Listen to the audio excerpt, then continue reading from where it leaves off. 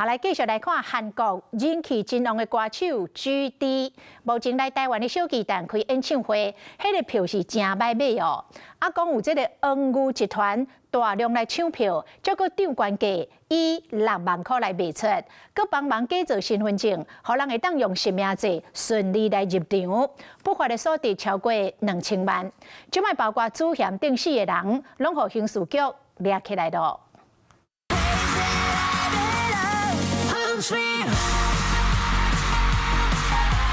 南韩名星GD宽志良伫台北小巨蛋开演唱会，真侪市中的民众抢票是抢到要讲面去，严过所有恩牛集团用不法的手段将票价有悬。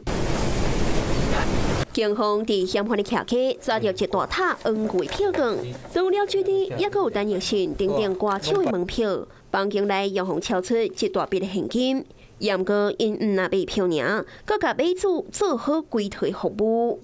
这2张身份证看起来和真的差不多，严过这其实是假做的。所以2位主嫌先找中国抢票集团买千多张买票的编号，结果到社团顶悬发文章写保证入场，这张票报价上悬要6万。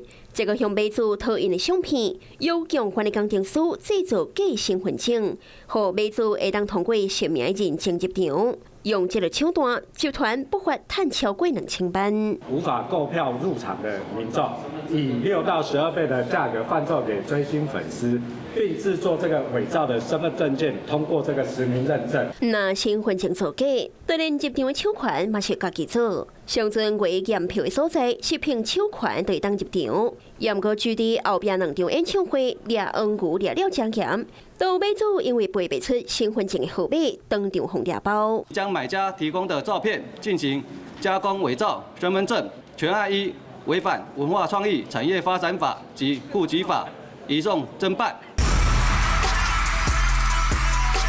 女团 BLACKPINK 也准备来台湾开演唱会，相关上阵上机，早就已经准备好门票。